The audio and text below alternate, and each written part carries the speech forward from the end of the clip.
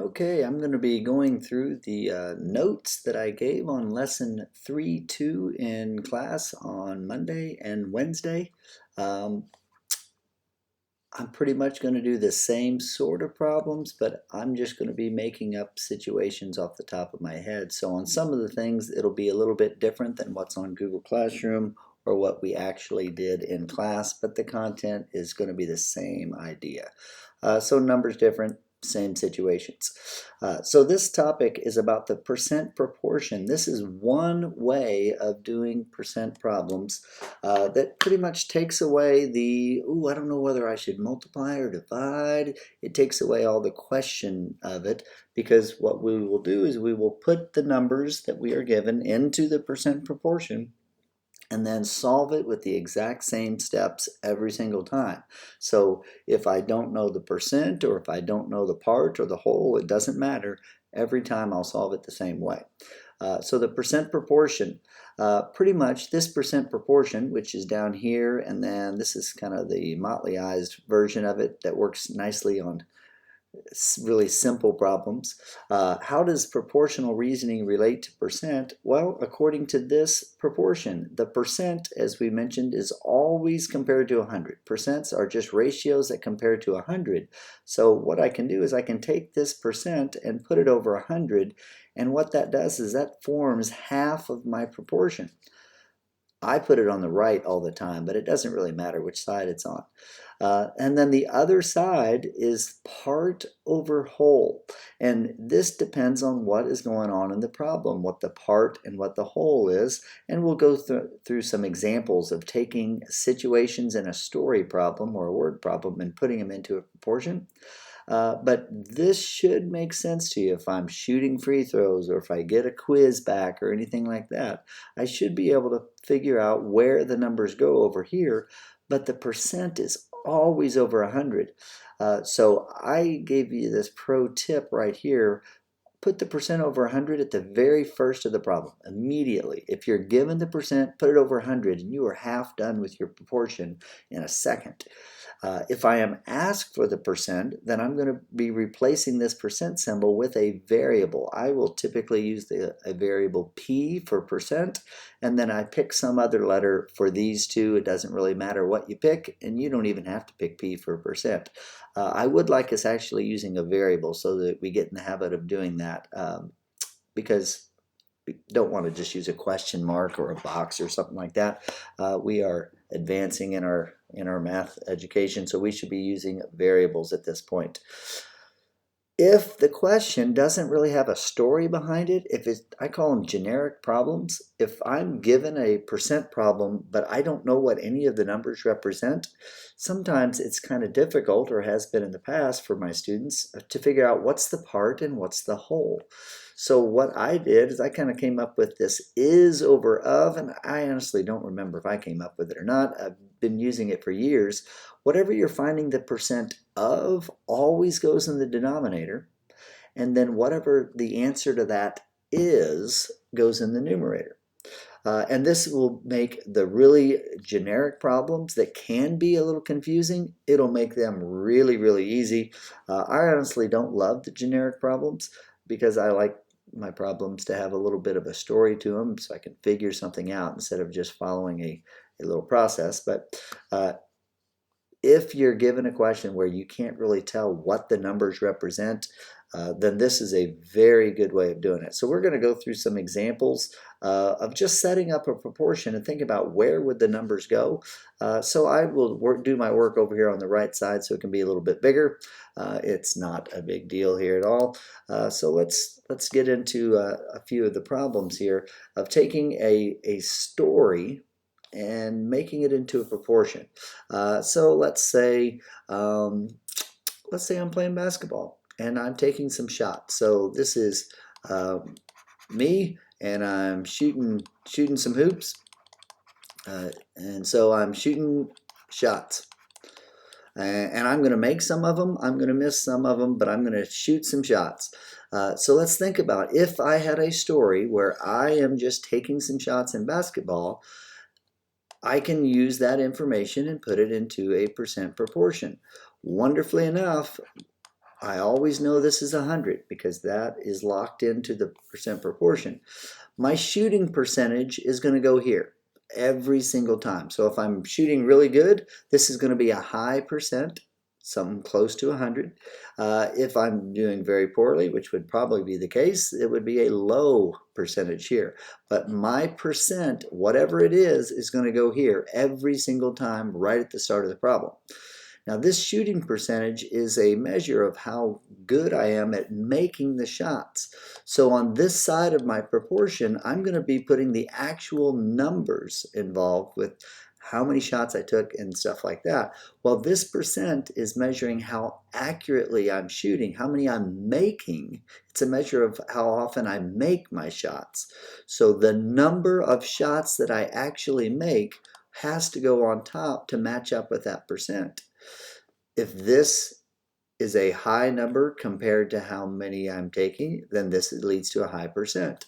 The number of made shots go here. The number of attempts will have to go here. So I'll make a certain number out of a certain number of attempts, and then that will calculate the percent. Or I might know the percent and know the attempts, and I can calculate how many shots I made. Or I could tell you how many I make and what my shooting percentage was, and you can figure out how many attempts. The key thing is we just need to understand that this side of the proportion is got to match up with this side. So if this is how often I'm making it, then this is how often I'm making it. They have to represent the same thing. 100% is all the shots, so this has to be all of my attempts. Now we can be logical about things. On some situations, it would be logical to have the possibility of over 100%, but here it is not. I can't make more shots than I actually attempted. So let's think about another one. What if we do a quiz score, or a test? So let's say you get a test. Well, your test, you're going to get a percent grade on it. So whatever your percent is always out of 100. And then just think about how the teacher would write it on the paper. They would write the number that you got right. So your score that you got right is going to go here, and then in your denominator, it's going to be whatever the points possible are. So the possible points is going to go here. So if you get 19 out of 20, then that would be some percent. If I get a 90% on a 200-point test, we can calculate your score.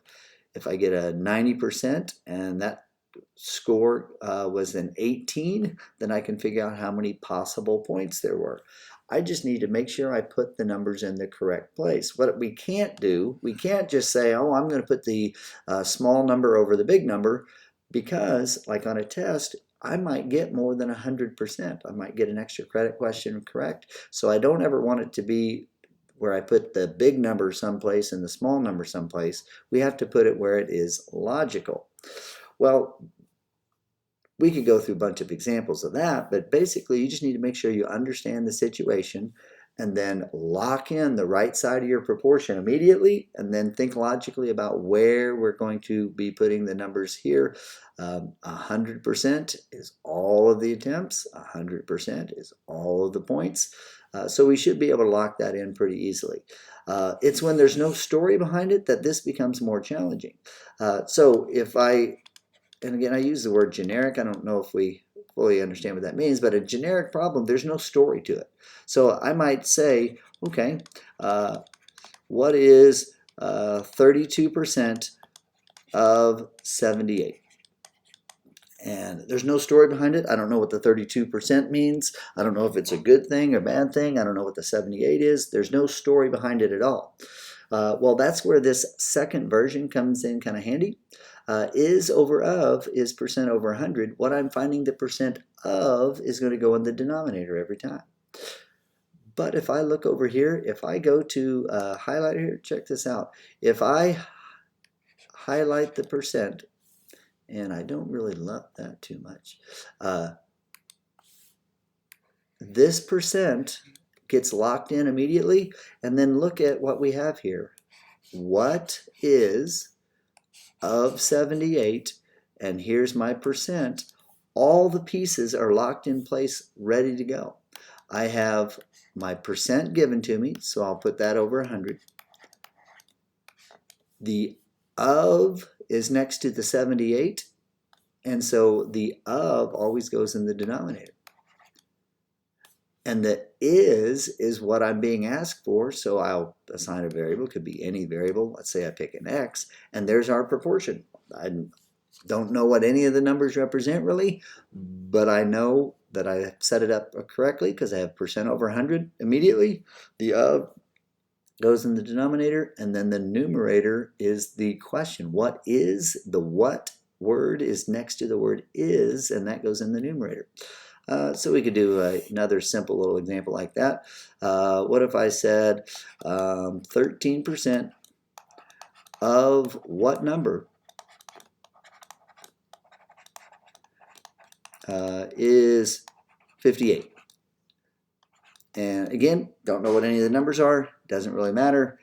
If I don't have a story, then I may struggle with, okay, what's the part and what's the whole? So what I'm going to do is just throw it into the percent proportion. Percent over 100, there's my percent. So 13 over 100. And it's is over of. So if I have my percent here, the of what number is 58. So what I'm finding the percent of goes in the denominator, and we don't know that. It says of what number. So since I picked x before, I'll pick y this time. And the is 58. It's is 58. So the 58 goes here. And then we have a proportion. And we'll talk about it every single time. No matter what piece I'm missing, I can do the same 2 steps and it'll solve it every single time. So the problems that we're going to be doing will typically have a story to them because I greatly prefer those. They're more lifelike. But if you encounter a generic problem, I don't want you to be totally confused by that. So if it's generic, just think is over of instead of part over whole. So let's go through some actual examples here. So I'm going to scroll to the second page here. Before we do our first example here, we're going to look at the 2 steps that I'll want to see on each and every problem. So I'm going to add a new layer here and get rid of that old one, and so we can take a look at some problems here. I'm doing my writing over here, but the same 2 steps. So the 2 steps that you will do and show on every single problem, the first thing you're going to do after you have your proportion is to do what's called cross multiply. And we've done that previously, but just to make sure you're cross multiply. Make sure you're clear on that. That's where you multiply diagonally across the equal sign, and I'll show you a little sample over here. After you cross multiply, you will divide. And since we'll have an equation, you will need to divide both sides of the equation, and we'll talk about what number that is each and every time. So if you are doing these problems appropriately, here's what I'll expect to see. First, you'll have to come up with a proportion. You will have to write a fraction equals a fraction where it's percent over 100 on one side. The second thing I'll want to see is I will want to see that you cross multiply. And you don't have to do the actual arithmetic at that point. Just write down what it is you will be doing. And then you will divide, and you'll divide on both sides. And then the last thing I'll want to see is your answer. I hope that's somewhat obvious, but you need to make sure that you label your answer. So I'll put it excited there. If you do not label your answer, sometimes it's flat out wrong. Like if you don't put a percent symbol on a number, it's not understood as a percent. It is just a regular decimal number. So you need to make sure you put a percent symbol on every percent, but also label it. If you're finding the number of cats, label it cats. Sometimes that'll help you diagnose an error. If you get 2.3 and then you go to label that cats, hopefully that kind of jumps out at you as not being appropriate. A little messy to have 2.3 cats. So we're going to go through some examples here. They will hopefully become somewhat repetitive. I'm going to cruise through this sequence every single time. This part right here is the work that you're doing that might involve a calculator at some point, or manual calculations, but I think the most important part is getting that proportion set up at the very beginning. The rest of it is just going through a similar process every single time. So let's take a look at example 1 here. Example 1, I have a picture of where a team statistician tracked the shots that Emily made and the shots she missed during the last game. And it wants to know what percent of the attempted shots did she make. So if I look at it, I have little blue dots. Each little blue dot represents a shot that she made. So if we count them up, 1, 2, 3, 4, 5, 6, 7, 8, 9, she made 9 shots. So this is example 1. She made 9 shots. The purple ones, which look pink in class, but the purple ones are the ones she missed, and she actually did pretty well. She only missed 3 times. So missed is 3 shots. And if I go back to my question, it says what percent of attempted shots? Of the attempted shots. So I don't have that recorded right now. I need to find out the attempted shots. Well, hopefully it's somewhat logical. If I add these up, if she made 9 and missed 3, then she attempted the sum of those two. So she attempted 12 shots. I have the data from this statistician's notes here, so now we should be able to put them into the percent proportion. And so I am immediately putting an equal sign and a fraction bar, and I'm putting a 100, and I'm going to put a percent here. So I go over here to the question, and the question is asking me what percent. I don't know what percent, so I'm going to not leave it as a percent symbol. I'm going to replace that with a variable, and I will always pick the capital P to represent the percent. And now I just need to make sure I get the numbers in the right place. This percent is the percent that she makes. This is the percent that she makes. So this over here needs to be the number that she makes. And we have that information right here. She made 9 shots, so the 9 is going to go here. This 100 is 100%, that's all. So I need this to be the number of the total shots, all of them, which will be the 12. So now I have my proportion all set up, and so we can do our cross multiply and divide and get our answer very, very quickly. So here we go. I'm going to do cross multiply and divide. I'm going to show that step clearly. So here's my proportion, and now I'm going to write that one diagonal product equals the other.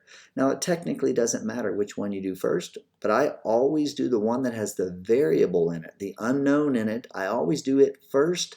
I have found students to do better when the variable ends up on the left side of the equal sign.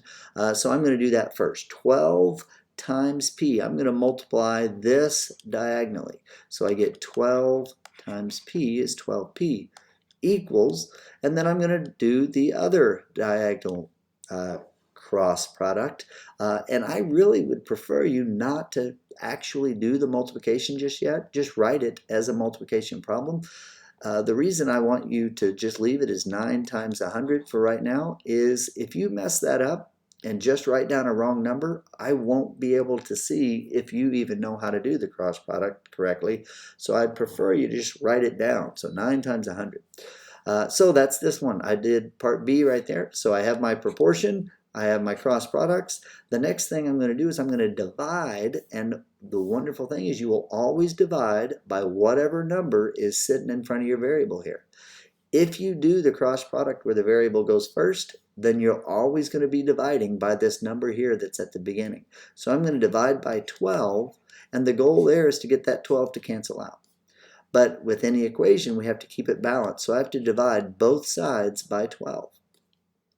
And now that I've canceled those 12s here, I did my dividing, so I did step C, and now my answer is part D, and I'll be done. So the P is representing 9 times 100 divided by 12. This is the work you need to do, so I don't need to see a long multiplication problem. I don't need to see a long division problem because you've shown me what you're doing, the math that you're doing. The more important part is knowing what math to do, not the actual arithmetic.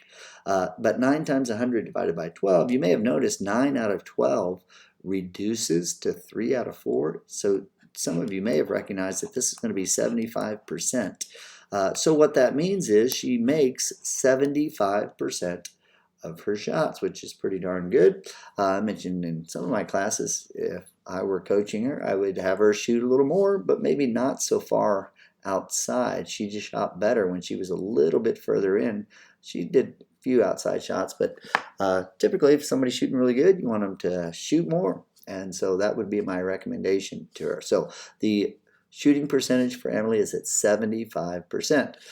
So let's move on to another example. So this try one is virtually identical to the one we just did, only the numbers are a little bit simpler. So I'm going to fit this problem right here because I think we can do it. So this is the try it problem. I will separate this out. So the try it problem, we have more simplistic information given. We are told the number of shots that Kamala makes. She makes 2 of her 5 shots attempted. We won't need to do any adding this time because we already know the attempted is 5 and we already know the made is 2. So she makes 2 out of 5, and it's wanting to know is the percent of shots she made more than, less than, or the same as Emily's. Well, I hope we already know Emily's a pretty darn good shot. She made a lot of her shots, whereas Emily made less than half. So I hope it's already fairly obvious, but we're going to go ahead and calculate what the exact shooting percentage is. So we have Kamala, I don't know how you say it. Kamala makes 2 of her 5 shots. So she has some shooting percentage. Don't know what it is, so I'm going to call it P. It's always compared to 100. And then she made 2. Kamala made 2, so I'm going to put a 2 here. And she shot 5 attempts. So she attempted 5 shots. So the total attempts is 5. So we have our proportion here. We have it filled in for Camilla. So here we go. I'm ready to do my cross products. 5 times P, 5P, equals 2 times 100. 2 times 100. And then the number in front of your variable is what you will always divide by because we need that to go away. And so P will equal 2 times 100 divided by 5. Now you may have been able to figure that in your head. You might have manipulated 2 over 5 to be, say, 4 over 10 and got it some other way, but this is 40%. 200 divided by 5 is 40. So it is not even close. Emily's a better shooter, so Camilla made less than. She made less than Emily.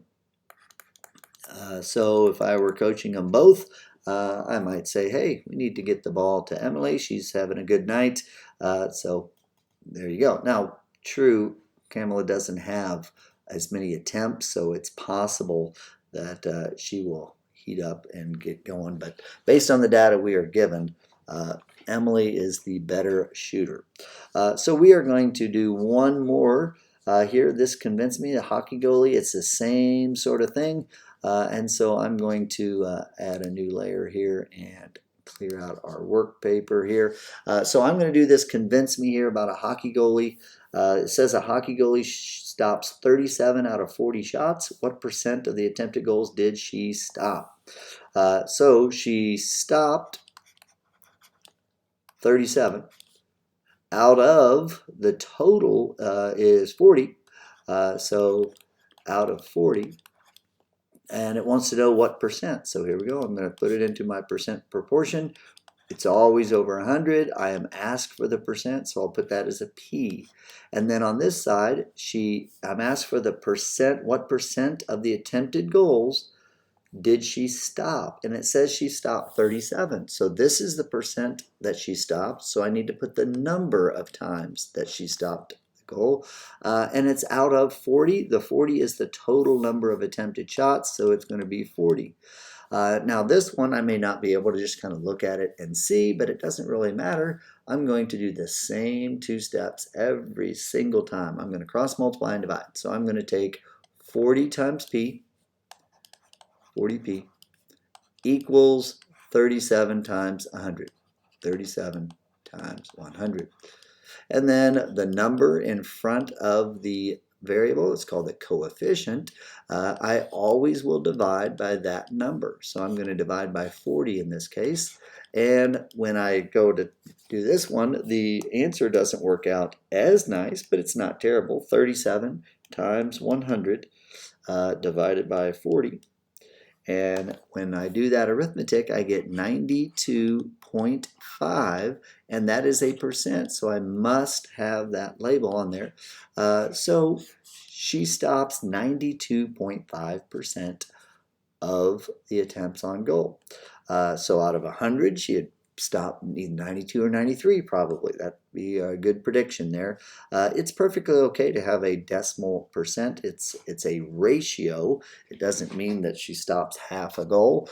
In the grand scheme of things, she's going to stop 92.5%, or somewhere between 92 and 93% of the shots. So let's continue on to a slightly different kind of percent problem where we're not going to be asked for the percent, we're going to be asked for one of these pieces over here, either the part or the whole. And wonderfully enough, if you use a proportion, it doesn't matter what you're missing, you're going to cross multiply and divide every single time. So I'm going to click over here and go to the next page for some examples, and then hop back over here and clear that out, and we have a new layer. So now we are going to be using that same proportion, only we're going to use it to find the part, not the percent like we've been doing, but to find the part that I'm missing. So we have a plan to expand Megan's room. And so we'll make the length of the room 175% of the current length. So the current length right now, it's showing in this picture, is 4 meters. But they are going to be expanding the room to 175% of that original length. And it wants to know what will the new length of her room be. We could, again, solve this a bunch of different ways, but we're going to be using a proportion. And one of the huge benefits is every problem is really the same problem. Throw it into the proportion, cross multiply and divide. So it would be awesome if every math problem could be solved the same way, and that's kind of what the percent proportion does. So in this problem, we need to put our numbers into the percent proportion. We are given the percent. This 175% is my numerator over 100.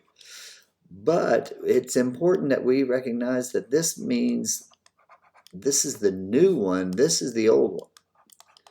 So the old one, it's 100% of itself. The new one's going to be 175%. So I'll keep that in mind when I put my information over here.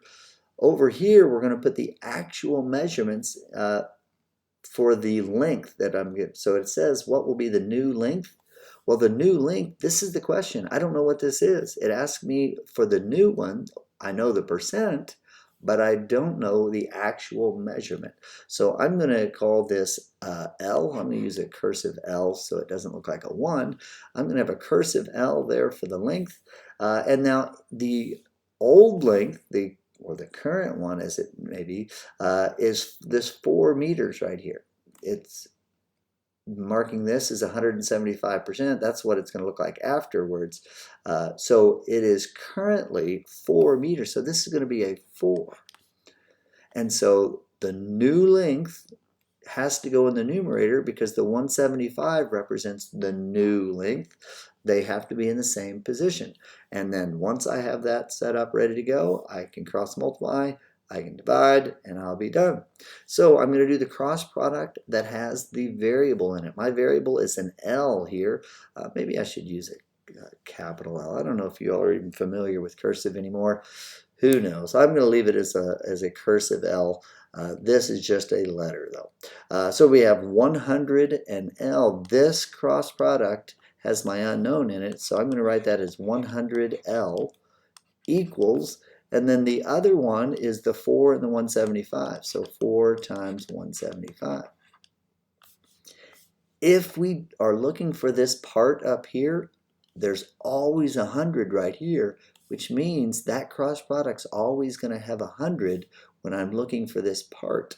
So that's something you should notice. Every single time I'm asked for this one, it's going to have 100 there because this denominator is always 100 on this side.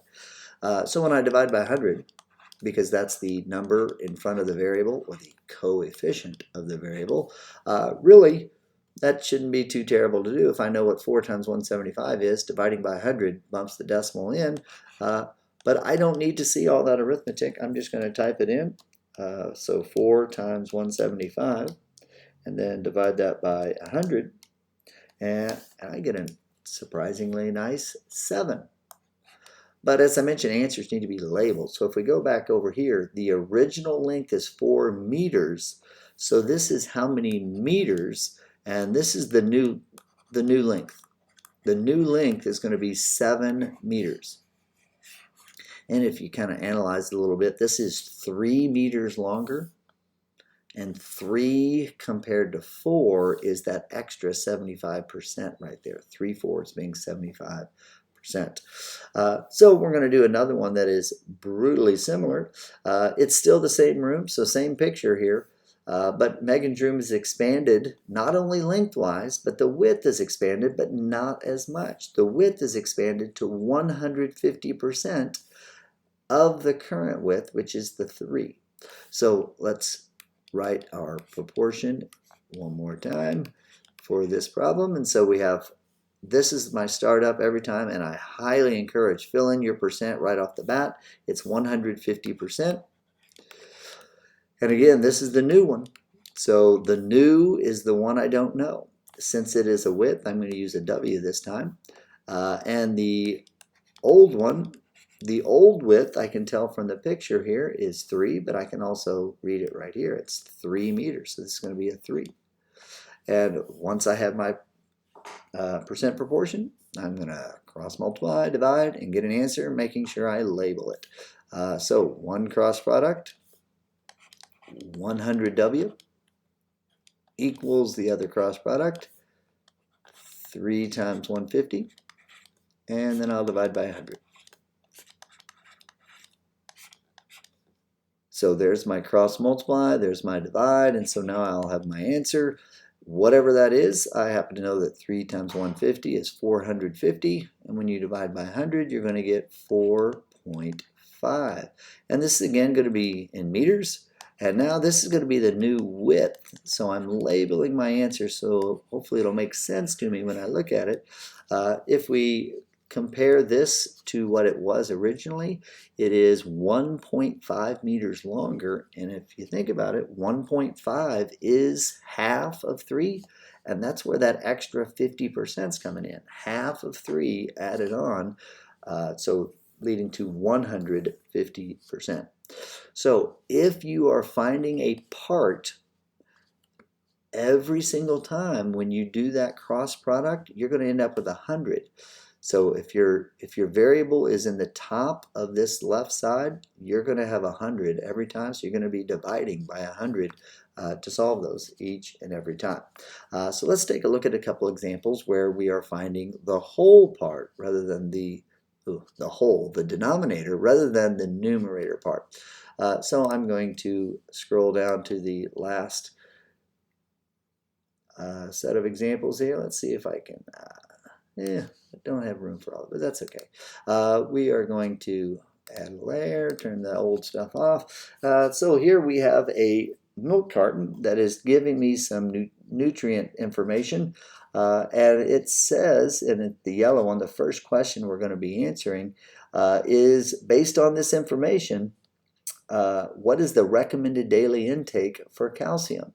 If we look at this milk carton here, the calcium, which it tells me how many milligrams it is, 260 milligrams of calcium, and it says that that is 20%, and what that means is it's 20% of what they recommend that you get for calcium each day. So that serving of soy milk there provides me 260 milligrams, and that is 20% of the recommended daily intake.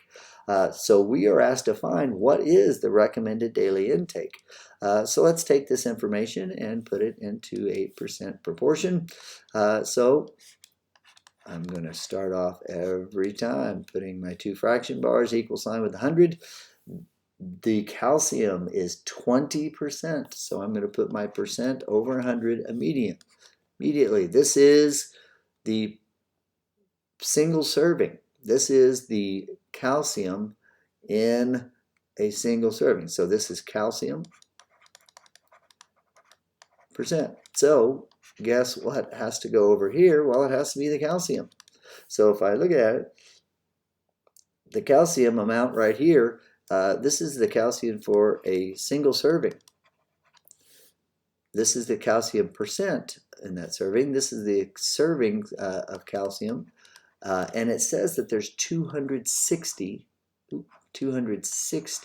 milligrams. That is a weird looking 6, but that's okay. 260 milligrams. And so I put this in the same place because this right here is for this is a 100% of the recommended. So this is the calcium percent in a serving, whereas this is the calcium, the recommended daily intake, recommended daily.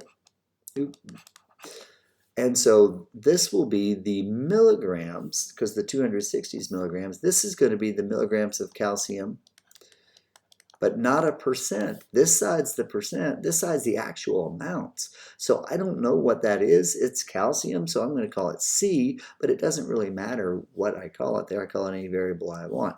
So 20% of my calcium out of the 100 is 260 milligrams of calcium out of some total. And you gotta think, if 260 is 20%, then it's going to take a lot more to get the whole 100%.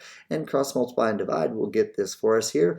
So I'm going to do it over here real quick. I'm going to do this cross product because it has the variable in it. 20C is equal to 260 times 100. One cross product equals the other. I'm going to divide by 20, and that should get me my calcium. And again, the arithmetic, I'm not all that hung up on. I just want you to know what arithmetic to do. And when I did 260 times 100 divided by 20, I got 1,300. And that is milligrams. So what that means is the recommended daily allowance for calcium is 1,300 milligrams. You might have noticed that 20%, I would just need 5 of these to get to 100. So if you did 5 of the 260s, you should get 1,300 milligrams. That would be another way of doing it, but since we're using a proportion on this lesson, I'm doing that each time. So I just ask another question here, the exact same question, only about potassium. So if we look at the potassium, it's not highlighted, but I can see the information here. There's 8 milligrams of potassium, and that represents 5% of your recommended daily allowance. So if I put my information into my percent proportion again, so this is for potassium. Potassium has the information, 8 milligrams is 5%. So I'm going to put my percent over 100 every time, but that 5% is represented by 8 milligrams. So this is going to be an 8 here, and then I don't know what the full amount of potassium that is recommended. I could call it anything I want. I'm going to use P for potassium because I know it's not a percent. I already know the percent there. I suppose I could use a K. I think that's the chemical element name or the letter from the periodic table, but that's okay. I'm going to use P for potassium. So now I'm ready to cross multiply and divide. So cross multiply, I'm going to get 5P is equal to 8 times 100, and I'm going to divide by 5, and I get that potassium is 8 times 100 divided by 5. 8 times 100 divided by 5. And I get 160. So what that means is I'm going to have 160 milligrams of potassium for the whole day. That's how much I should have for the whole day. 160 milligrams of potassium. So we just have one more sample here from the notes. This is the exact same setup, only I'm asking for iron. So I'm going to go scroll back up here, but I'm going to write down my information. I'm doing iron, and it says what is the recommended amount of iron needed for each day, and it's using that same label. So example 3, I'm going to scroll back up here, and only we're dealing with the iron. So I'm going to take the information from that label and throw it into a percent proportion. It should get somewhat repetitive putting the numbers in there. Percent over 100. For iron, it's 45%. And that 45% is 8 milligrams. Iron is 8 milligrams, and that 8 milligrams represents 45%. So I'm going to put 8 here, and then I don't know how much iron, so I'm going to use a capital I so it doesn't look like a 1. And so I have 45% out of 100 is 8 milligrams out of some amount of iron for the whole day. And so I'm going to cross multiply. And so I end up with 45I equals 8 times 100. And I'm going to divide by 45 because that is the coefficient or the number in front of my variable. And it's said in the instructions to round this to the nearest milligram. So if I get a decimal, I'm just going to round it. So I'm going to get 8 times 100 divided by 45. And I got a 17.7 repeating. But to follow the instructions, I'm going to say that that is 18. Since 7 is 5 or bigger, this is going to bump it up to 18. And the iron is measured in milligrams, so I'm going to label that milligrams of iron. And so the amount of iron is 18 milligrams recommended each day, and that 8 milligrams that's in that represents 45% of that. So there are really only 3 kinds of problems, and we've gone through all 3 of them. We could be asked for the percent. That's this part. We could be asked for the part. That's the numerator on the left. Or we could be asked for the whole, which is the denominator on the left. Since this is always 100, there are only 3 kinds of problems. If you start every one by putting that percent over 100, you have a very good chance, even if you're not real sure, you have a very good chance of getting them in the right places. So hopefully these examples will help you deal with the homework. It's 6 problems here. 1, 2, 3, 4, 5, 6 problems on 3-2. It starts on page 146. So good luck on that homework.